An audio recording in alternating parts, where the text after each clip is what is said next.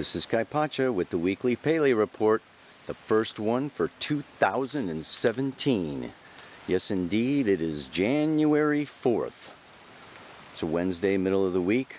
Moon is in Aries. Tomorrow, Thursday, that moon is going to come into its first quarter square with the sun. But not just the sun. Oh no, because the sun is conjunct Pluto. That's exact on Friday, but let's face it, it's going on all week. The underworld, the sun going down, shining light in those dark, dark places. And what else is going on? Well, you know, then the moon moves into Taurus on Friday. You know, that's nice. Instead of squaring Pluto and the sun and conjuncting Uranus and opposite Jupiter, Thursday's a big day, okay, when that moon triggers that whole big T-square that's going on, yeah. Then it moves into Taurus, and, you know, later on this weekend, it's going to trine that Pluto. Yeah, it's going to, you know, lighten up a little bit. But what else? The big thing, I think, for everybody these days is Mercury goes direct on Sunday. Dun, dun, dun, dun, dun. Yeah, it's a big one. And I wanted to talk about that moon being void of course, like I mentioned last time, but maybe I'll get to that this time. All these aspects after the moon goes into Taurus, then on Sunday, she moves into Gemini. Finally, next Tuesday, she's in Cancer. So she's coming down through Aries, Taurus, Gemini, Cancer, the personal signs. And the non-personal energy that's happening, okay, is that Venus is moving into Pisces. Yeah, beautiful there. She's going to conjunct the south node of the moon on Friday, and then she's going to come around and join next week, okay, to conjunct with Neptune. So we have a Venus South Node Neptune conjunction in Pisces. I want to talk about that because Mars is in Pisces, Chiron is in Pisces. We're having a little bit of a Pisces party going on, so I'm going to be talking about that a lot today. Pisces. Yeah? What else? Behind it all and through it all, and this has been going on for some time, and it's going to go on through much of 2017. Saturn in square to Chiron. Still very strong, very powerful. Jupiter right now in conjunct 150 degrees from Chiron. Again, these are at 20, 21 degrees. If you've got anything, again, around 20, 21, 22, 23, you are getting, you know, triggered by Uranus, Jupiter, Eris, Saturn, Chiron. They're all at those big 20-degree marks. I know I've got Mars at 20 degrees and it's getting smacked. So, yeah, those are the big aspects that I want to talk about today. This is just a little path through the woods. But you know what? What I see over here, yes, is indeed another path. This path is going down to the river, and that is where I want to talk to you and have a little creekside chat. All right, everybody, this is the battle of the cameras here. I've got my old camera, and I just got a Hero 4 GoPro, so I'm gonna see which one is better because I want to deliver the best, which leads me to what I want to talk about today. Yeah, what we leave behind. Pisces is the sign of letting go. This is a time of reflection, of meditation. Pisces, Neptune, the 12th house, have to deal with retreat. Retreat! Vipassana yoga, days of silence. You know, watching the river flow.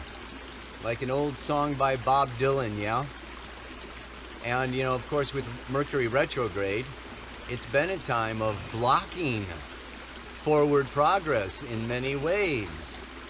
And this can lead to disappointment, yeah, you know, goals unmet, a lot of old lang syne, at New Year's, thinking about 2016 and what we accomplished and what we didn't accomplish and what worked and what didn't work, and you know, still got that North Node in Virgo, analyzing the whole frickin' show, seeing what the scoop is.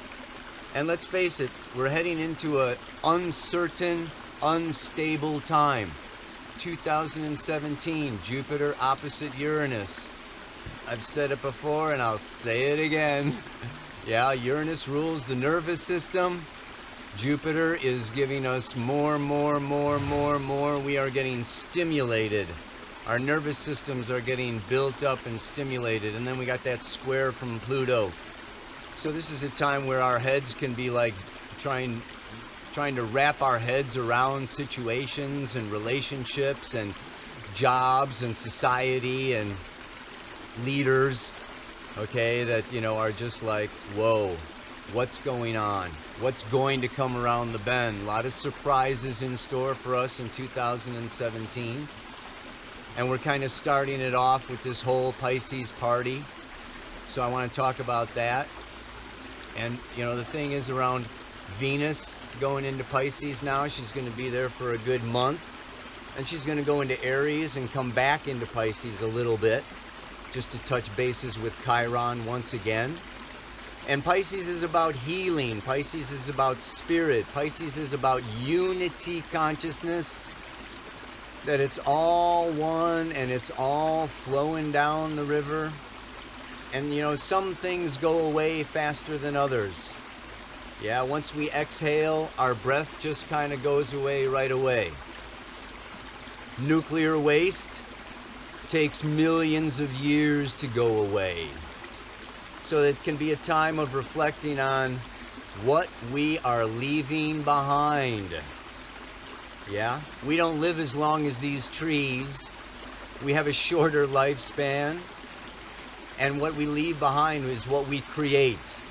And it's not only what we create, okay, which is this sun, Pluto, I want to change the world and create something massive and establish, you know, schools or institutions or, you know, family situations that extend far out into the future and leave a legacy behind me.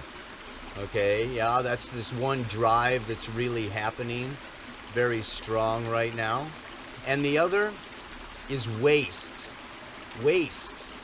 Pisces has more to do with garbage collectors and garbage and everything that's kind of just like left behind in the wake of our speedboat speeding through life.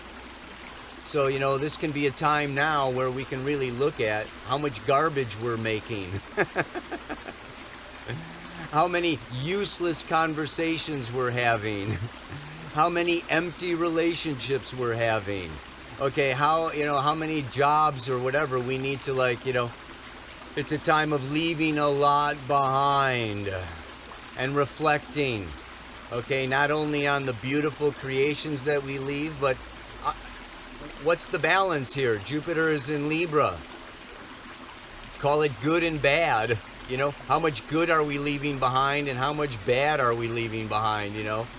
Every word out of our mouth is, you know, this energy flow. We're leaving some kind of energy, okay, with other people, or, you know, speak it to a rock or speak it to a tree. But every thought we're having, in a way, okay, is also an opportunity to create. Yeah, something beautiful or something nasty. And so there's this kind of dynamic happening now, and it has to do with reflection. This moon in Aries doesn't really want to reflect so much right now. It wants to go forward, but like I said, even the moon is moving into Taurus, okay, that wants to stabilize, yeah, some of these actions. Taurus is the builder. We really want to build something, yeah, fixed and solid and sustainable. So, you know, this week is a time of healing. We've still got, like I said, the Jupiter and Saturn both hitting that Chiron, and all I can really consider is this difference between the dimensions. We live in a third dimensional world of Saturn, of time and space and material world. And it's very temporary. Okay, as we know, Rome rose up and fell down, and civilizations rise up and fall down. Educational systems rise up and fall down. So all of these socio-cultural, you know, connections, the internet it's on the rise now, but you know, one day we're gonna all be so psychic we won't need the internet. If we all get into Pisces. You know, so these things rise up and fall down and rise up and fall down. They're very temporary. And if we have been seeking our pleasure and seeking our joy and seeking our fulfillment through the temporary, through the material, even the orgasm is a temporary feeling. It's a big rush, okay, and maybe it's a release, and it's a renewal, and it's an experience of ecstasy. Poof! You know? A half hour, maybe if you're really good, a day later. You know, it just kind of all goes, yeah, it all passes. But Pisces deals with the eternal, with the fourth dimension, the fifth dimension, the sixth dimension, yeah, where we move into this place of the unified field. We move outside the matrix into a bigger, wider, broader, greater reality. And Saturn is wanting us.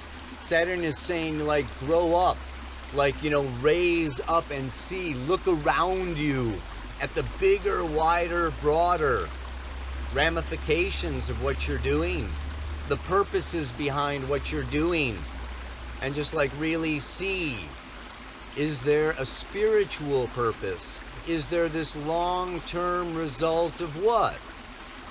Love. Love. And I was, you know, I've been watching, I signed up for Brian Reeves' course, yeah? That's brianreeves.com, Brian with a Y. Really great guy, really great course. He's talking about, you know, masculine and feminine.